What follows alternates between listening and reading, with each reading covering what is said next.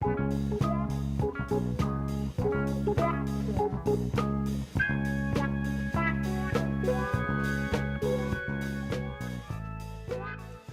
this is Joseph Anthony of tappingwithmusic.com. Thank you so much for stopping by. Today I'd like to talk with you about the magic formula for teaching. What Rudolf Steiner calls the magic forces, the magic remedy, the most important things that a teacher needs to carry with him or her into their respective classrooms. And it's stuff that I'm gleaning from Balance in Teaching. These are my ideas. They don't represent OSNA or my school here in Philly. These are just things that I've picked up along the way, my interpretation of what I've read. And so to begin with,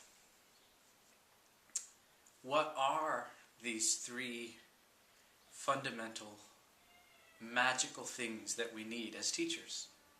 The most important things: reverence, enthusiasm, and guardianship. And these three things, Steiner talks about, are the most important tools that we need as teachers. And so in this video I'm going to talk about each one in turn, and hope that these things can inform our teaching and help inspire us in the work that we do. So, let's start with reverence. Reverence for what? Reverence for whom? And what Steiner says in The Balance of Teaching, and this is in the second chapter, the three fundamental forces of education, lecture given in Stuttgart in September 1920. Reverence for what? Now, I'm going to talk about some things that are sort of in the lingo of Waldorf teachers. And so if you're not a Waldorf teacher and I say some things that seem a little far out, try to translate them into things in ways that you can use in your own classroom if you're not a Waldorf teacher. This is really geared towards Waldorf-inspired educators. That said, reverence. Reverence for the forces, the formative forces that children bring with them from heaven. Steiner talks about the work that children do before they are born. And if that freaks you out to think about children as beings before they're born, then just don't think about it. As a Waldorf teacher, I'm okay with that idea, that children are doing stuff before they're born. And they're using these formative forces before they're born to help give them this body. It helps sculpt and form the body, these formative forces.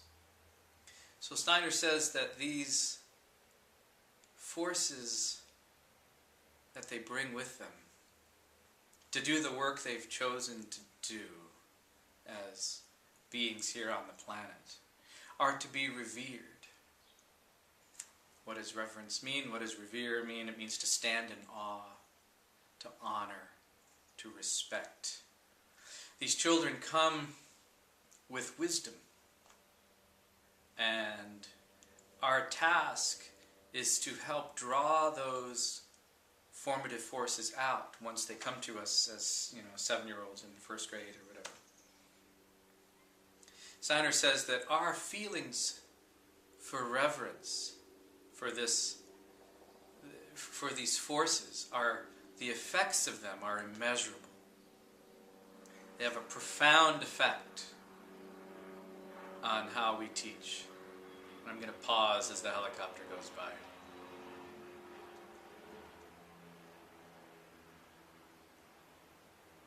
Our reverence for these formative forces helps these forces to be freed.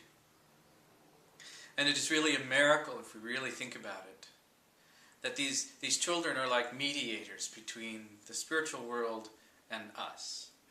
and our reverence, through our authority as teachers, our harmonious, we're working together in concert, really, with these forces that they've brought. So their own wisdom. And the children will indicate what they need based on these forces, and we get to work with that. And Steiner says that's a miracle. And we can stand in awe and bring that mood, more than a mood. Mood's almost too light. A way of life, a way of thinking when we're around these children. These formative forces that help sculpt their body that will be freed then, these forces as they, with the change of teeth to help them write and draw and do all these things. We help draw those out with our feelings of reverence and our authority. And why is it important? Why? What does it help us do as teachers to feel reverence for our students? To me, that sense of reverence helps me take my task very sacredly and seriously. And by seriously and sacred, I don't mean serious and frowny-faced and, fuddy-duddy. I mean, it's a sacred calling that can be infused with tons of fun and humor. It better be. But anyway, it helps me stay in a place of mindfulness of how I speak and how I act to these beings. And so that's one thing. It helps me take my task seriously. It also helps me know that I'm not alone. It's not just me and them. Right? It's the spiritual forces they've brought with them. The heavens are helping. And so there's the concert, right? We have the heavens, these children, and us, and we work together in harmony to help draw out and awaken in these children these formative forces that will help them grow into productive human beings. The children themselves give us and indicate what they need. And as we help these forces grow and emerge, they can do all these cool things. Draw, read, write. And how do we help draw these forces out? What things can we do to help these forces come out? Steiner would say it's the sculptural element works together with speech and music, particularly the musical element of speech. Certainly our own speech, but in the speech skills that we cultivate in our students. But the texture, the harmony, the tone and the timbre, the literal tone of my voice, that musical element helps form these children. So I need to be conscious of how I speak, why I speak, and what I say. So that musical element of speech works together to help draw out these forces. And anything related to that, the writing, the drawing, and also music. Music helps form these beings. And we're getting a little bit closer to the second thing that Steiner talks about as the main tools for a teacher. So we have reverence, and the second one is enthusiasm. That may sound rather basic. It's good to be enthusiastic about what we're doing. But Steiner has real specific reasons for why and what we're supposed to feel enthused about and for. And we're going to talk about that in just a second.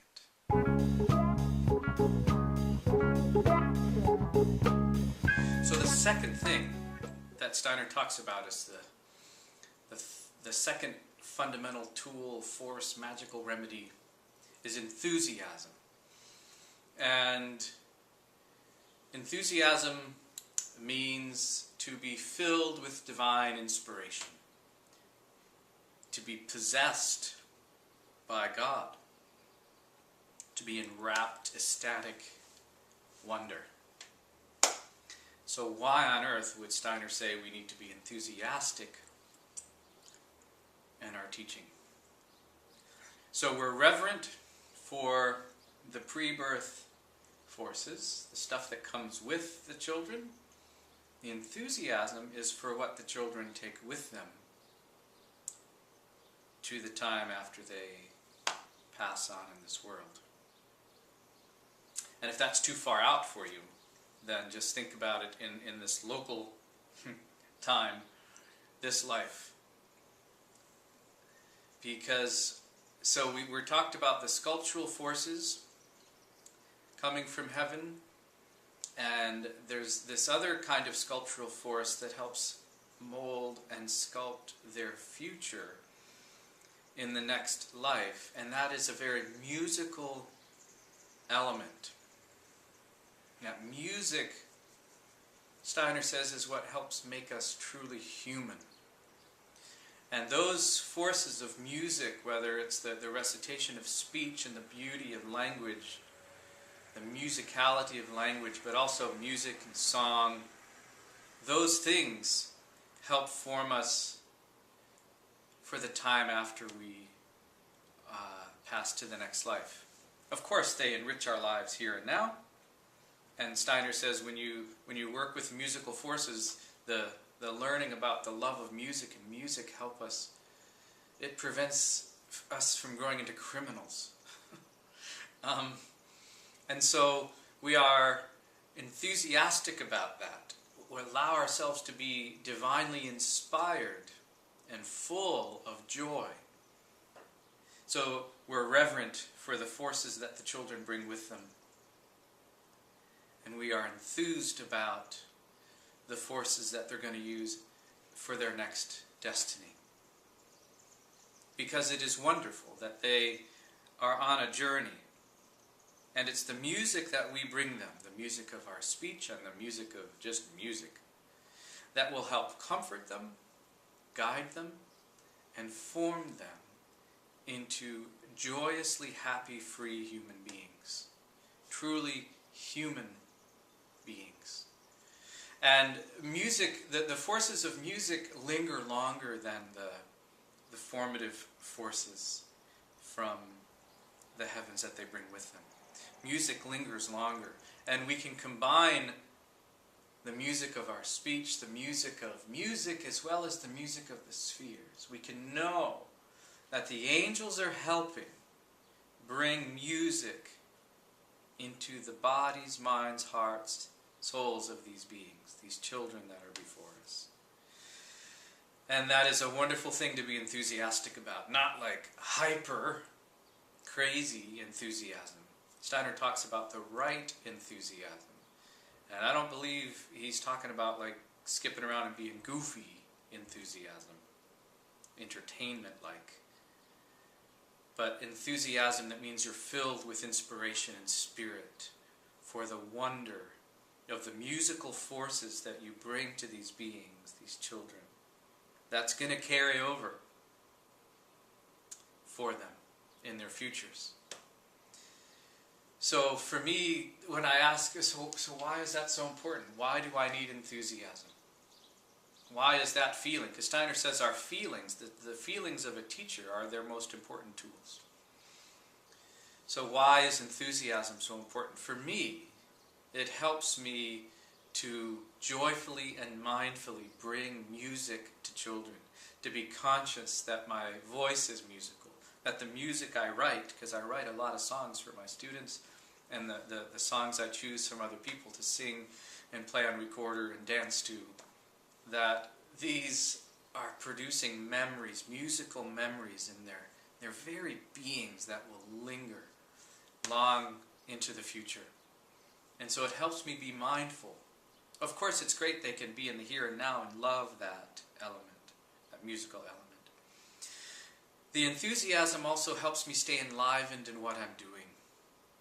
So in the day-to-day stuff, the music, it helps me with my own feeling life. It helps me connect with the world around me and bring such beauty and fun to my students. Knowing that I'm working with angels to help the time after these children pass to be in a place of comfort and forming again. So they have a space before they come back, and that space is permeated with the music that I give them. Beautiful musical memories. And of course I can feel enthusiastic about the here and now and the music I bring them for this very life. And so when I bring them formative things, for that reverence, the drawing, math, geometry, that kind of thing, and the musical element in the curriculum, the feeling life, the geography, the history, the stories, the drama, the arts, I can feel enthusiastic about any of that and have a reverent attitude towards any of that. But those are the first two things. So I'm getting a little lost in my own mind thinking about those things. So be careful with the enthusiasm. Make sure it's the right kind. So we have reverence as the first tool, enthusiasm as the second, and the third one is what Steiner calls a sense of guardianship. And we'll talk about that in just a moment.